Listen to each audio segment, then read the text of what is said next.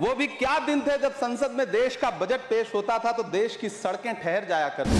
जिस बजट में मनरेगा के लिए 1 रुपए की बढ़ोतरी ना हो, वही पुराना 86,000 करोड़। जिस मनरेगा से करोड़ों मजदूरों के घर में चूल्हा जलता हो, उस मनरेगा में काम करने वाले गरीब मजदूरों के लिए अगर आपके खजाने से 1 रुपया भी इजाफी नहीं निकल सका, इस सरकार का बाजार और महंगाई पर कोई नियंत्रण नहीं रह गया है। देश की प्रतिष्ठा गिरती है। एक तरफ कोलंबिया जैसा छोटा सा देश और उसके प्रधानमंत्री गुस्तावो पेत्रो खड़े हैं, जो कोलंबिया के नागरिकों को हथकड़ी लगाकर लाने वाले जहाज को अमेरिका बैरंग वापस लौटा दे रहे हैं। धन्यवाद सभापति महोदय। कभी सुदामा पांडे धूमिल जी ने कहा था कि एक आदमी रोटी बेलता है, एक आदमी रोटी खाता है, एक तीसरा आदमी भी है जो न रोटी बेलता है न रोटी खाता है, वो सिर्फ रोटी से खेलता है। वो तीसरा आदमी कौन है? मेरे देश की संसद मौन है। सभापति महोदय, वो भी क्या दिन थे जब संसद में देश का बजट पेश होता था तो देश की सड़कें ठहर जाया करती थीं। रेल बजट पेश होता था तो लोगों की उम्मीदें रेल के डिब्बों की तरह पटरियों पर दौड़ने लगती थीं। पूरा देश धड़कने रोक करके वित्त मंत्री और रेल मंत्री को सुना करता था। अफसोस, अब बजट पेश हो जाता है, मीडिया चैनल सरकार का महिमा मंडन करते हैं और बेचारी जनता बजट के आंकड़ों के शब्द जाल में उलझी हुई महीनों बाद समझ पाती है कि उसका तो फिर से कट गया। सभापति महोदय, पिछले 2 साल अमृतकालीन बजट पेश किए गए और इस बार एक नई शब्दावली गढ़ी गई है, तुष्टीकरण बनाम संतुष्टीकरण का बजट। सभापति महोदय, सुनने में कितना अलंकारिक लगता है ये शब्द। सोच रहा हूं देश की वित्त मंत्री और प्रधानमंत्री जी से पूछूं कि आखिर किसकी संतुष्टि? जिस बजट में मनरेगा के लिए 1 रुपए की बढ़ोतरी ना हो, वही पुराना 86,000 करोड़, जबकि पहले ही 9,754 करोड़ का घाटा हो। जिस मनरेगा से करोड़ों मजदूरों के घर में चूल्हा जलता हो, उस मनरेगा में काम करने वाले गरीब मजदूरों के लिए अगर आपके खजाने से 1 रुपया भी इजाफी नहीं निकल सका, तो भला कौन संतुष्ट हुआ साहब? इस देश का गरीब मजदूर या आपके उद्योगपति दोस्त? वो जो महाराष्ट्र में लोकसभा और विधानसभा के बीच में 40 लाख मतदाता बढ़ाए गए थे, अरे उन्हीं के लिए मनरेगा का थोड़ा सा बजट बढ़ा देते। क्या उसमें मनरेगा का एक भी मजदूर नहीं था 40 लाख लोगों में? सारे के सारे 12 लाख की छूट वाले से आगे के लोग थे। सभापति महोदय, कल जब वित्त मंत्री जी देश की संसद में भाषण दे रही थी तो वहां मुंबई में कोई गरीब इंसान जब अपनी जेब टटोल करके अपनी मोटरसाइकिल में 1 लीटर पेट्रोल भरवा रहा था तो उस पेट्रोल की कीमत थी 103 रुपया प्रति लीटर। आखिर इतना महंगा पेट्रोल डीजल खरीद के कौन संतुष्ट हो रहा है? इस देश के गरीब लोग या फिर सरकार के चहेते धन्ना सेठ? सभापति महोदय, वित्त मंत्री जी इस बजट को मध्यम वर्ग को संतुष्ट करने वाला बजट बता रही हैं। अरे मैडम, हम आप यहां पर बैठे रहते हैं और वहां बाहर इसी दिल्ली में 1 लीटर दूध, चाहे वो अमूल का हो या फिर मदर डेयरी का हो, उसकी कीमत 73 रुपए लीटर है। इतना महंगा बेच करके कौन संतुष्ट हो रहा है? गरीब जनता या आपके धन्ना सेठ दोस्त? सभापति महोदय, इस सरकार का बाजार और महंगाई पर कोई नियंत्रण नहीं रह गया है। चाहे देश में लहसुन 400 रुपए किलो बिक जाए, टमाटर 100 रुपए किलो बिक जाए, प्याज का दाम सुनकर आंखों में आंसू आ जाए, लेकिन वित्त मंत्री महोदया बजट में महंगाई का मां भी नहीं बोलती हैं। बच्चों की किताब और पेंसिल तक पर टैक्स लगाने वाले सरकार से मैं पूछना चाहता हूं कि आप मध्यम वर्ग का हितैषी बताते हैं, खुद को तो शर्म नहीं आती है? खुद को धार्मिक कहने वाली सरकार भगवान श्री कृष्ण के प्रिय खाद्य पदार्थों दही और मक्खन तक पर जीएसटी लगाती है और बात करती है मध्यम वर्ग की हिमायती होने की।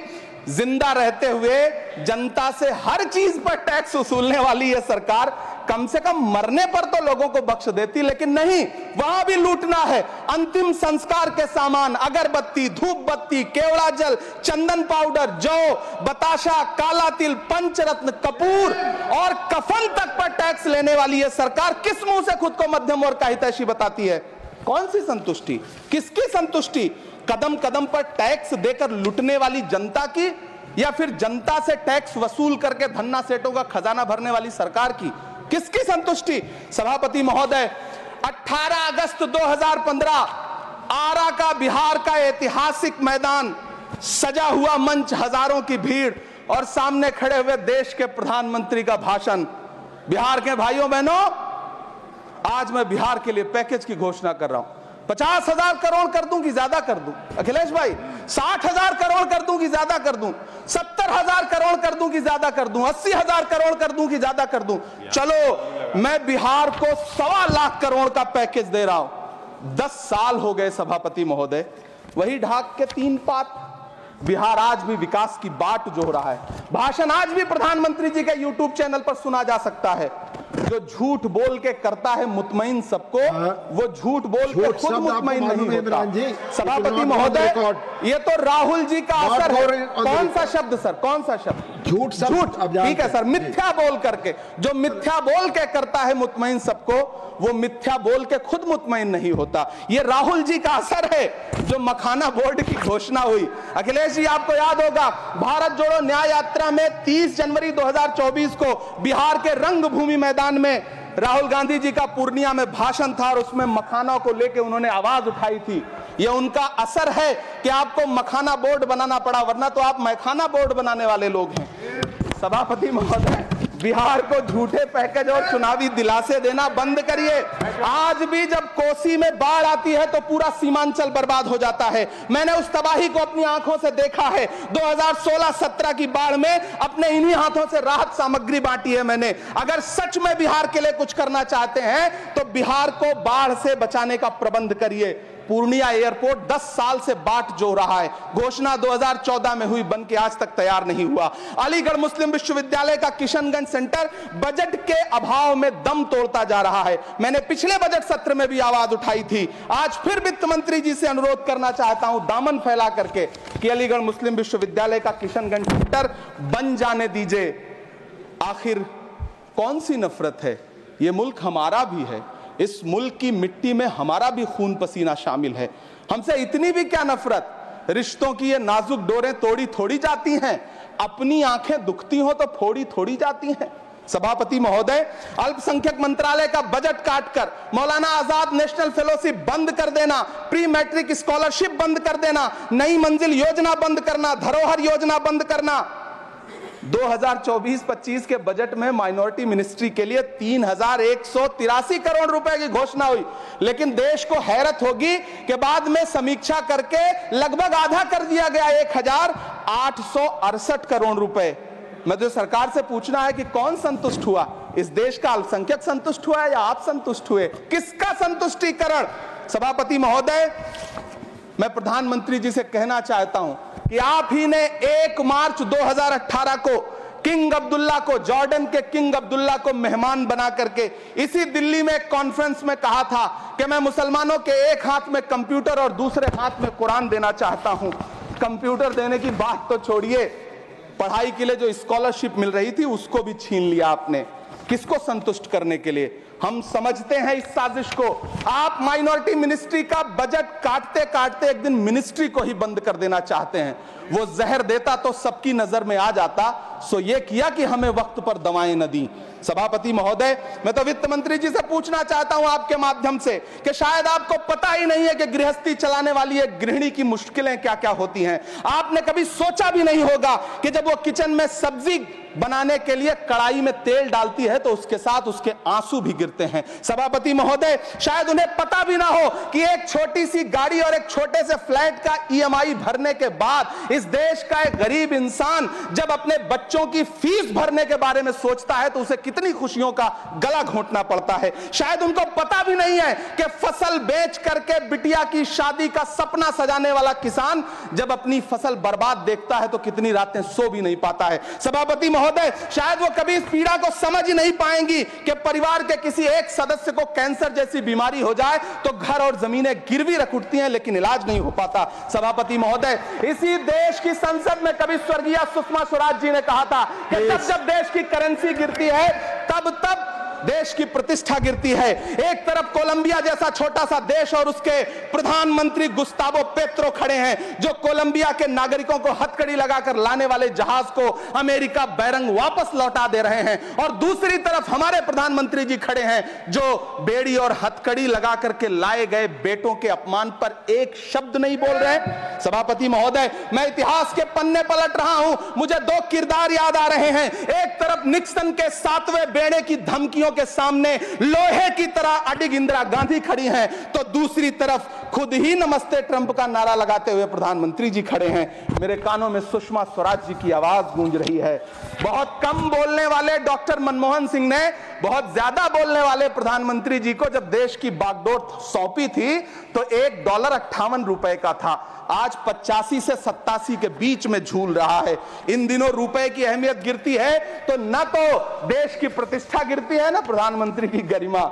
जिस देश में 80 करोड़ लोगों को 5 किलो राशन के लिए कतारों में लगना पड़ता हो, उस देश में यह सरकार 12 लाख तक के टैक्स न लेने के लिए अपनी पीठ थपथपा रही है। हुकूमत इस कदर आवाम पर एहसान करती है, ये आंखें छीनती है और चश्मे दान करती है। सभापति महोदय, महाराष्ट्र का भिवंडी हो, मालेगांव हो, इचल करंजी हो, यूपी का बनारस हो, मुआयमा हो, मुबारकपुर हो, रांची का छोटा नागपुर हो, बिहार का भागलपुर हो, हर जगह बुनकरों की उम्मीदें तोड़ रही हैं, लेकिन इस सरकार के पास उनके लिए कुछ भी नहीं है। मुरादाबाद का पीतल उद्योग, कानपुर का चमड़ा उद्योग, सहारनपुर का लकड़ी उद्योग, फिरोजाबाद का चूड़ी उद्योग, अलीगढ़ का ताला उद्योग, सब सरकारी प्लानिंग से तबाह हो रहे हैं।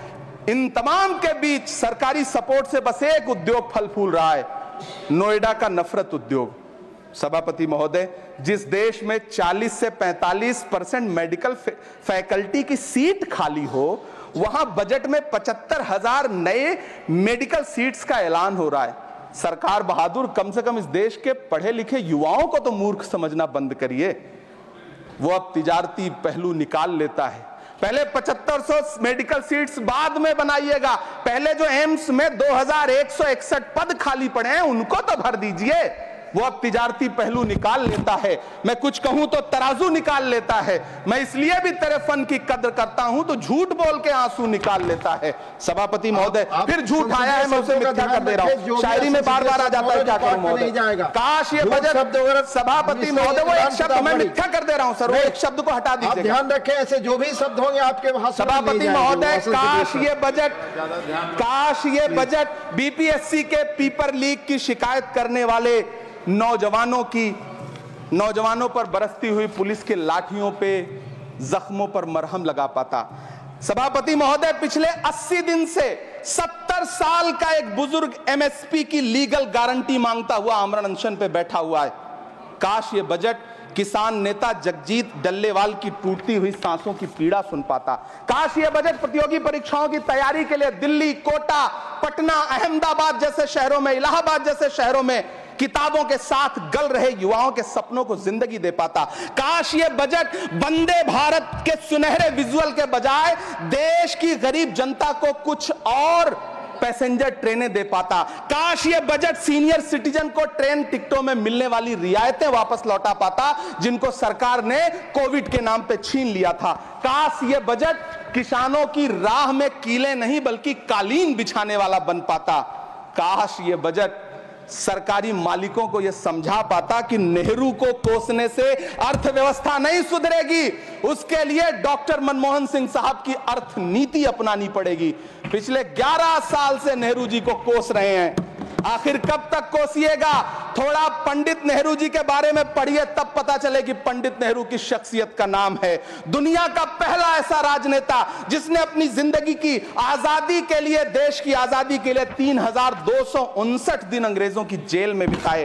पंडित नेहरू एक ऐसे महान शख्स जिनके पिता पंडित मोतीलाल नेहरू, जिनकी बहन विजय लक्ष्मी पंडित, जिनके बहनोई पंडित रंजीत सीताराम, जिनकी बेटी इंदिरा गांधी, जिनके दामाद फिरोज गांधी, सब ने अंग्रेजों से लड़ते हुए स्वतंत्रता आंदोलन में जेल काटी। आप किस मुंह से उनकी लकीर छोटी करने की बात करते हैं? नहीं कर पाइएगा, 7 जन्मों में नहीं कर पाइएगा, क्योंकि जिस्म की मौत कोई मौत नहीं होती है। जिस्म मिट जाने से इंसान नहीं मर जाते, धड़कने रुकने से अरमान नहीं मर जाते, सांसें थम जाने से ऐलान नहीं मर जाते। जिस्म की मौत कोई मौत नहीं होती है। सभापति महोदय, मैं आपके सामने खड़ा होकर के एक बहुत छोटी सी कहानी सुनाना चाहता हूं कि महान बादशाह सिकंदर ने जब यूनान फतेह किया तो जीत का जश्न मनाने के लिए शहर की सड़कों पर निकला। तो उसने देखा कि पूरा शहर तो जश्न मना रहा है, एक फकीर सड़क के किनारे चादर तान के सो रहा है। सिकंदर को गुस्सा आया, घोड़े से उतरा, उस फकीर के पास गया और उसे सोता देख करके उसे जोर की एक लात मारी और लात मार के कहा कि क्यों रे फकीर, मैंने यूनान फतेह कर लिया, लोग जश्न मना रहे हैं और तू सो रहा है। उस फकीर ने उन्नीदी आंखों से सिकंदर को देखा और देख करके कहा कि शहर जीतना बादशाहों का काम है, लेकिन लात मारना तो गधे का काम है। सभापति महोदय, गरीब जनता को लात मारना बंद करिए। ये अमीरों के लिए बनाया गया बजट है, ये निराशाजनक बजट है। हम अमृतकाल सुनते आ रहे थे, ये अमृतकाल इतनी जल्दी समाप्त हो गया कि अब अमृतकाल का कोई नाम तक नहीं लेना चाहता है। इसलिए मैं इस सदन में खड़ा होकर के देश की वित्त मंत्री महोदया से कहना चाहता हूं कि आपने अल्पसंख्यकों के बजट में जो कटौती की है उसको बहाल करिए। आपने मनरेगा को जो स्थिर रखा है उसका घाटा 9,754 करोड़ है, कम से कम उतना बढ़ा करके फिर से उसे बहाल करिए। नौजवानों के लिए रोजगार दीजिए, किसानों को एमएसपी की लीगल गारंटी दीजिए। यही मैं आपसे अपील कर रहा हूं। धन्यवाद सर, आपने इतना जो समय दिया उसके लिए शुक्रिया। माननीय श्री बाल योगी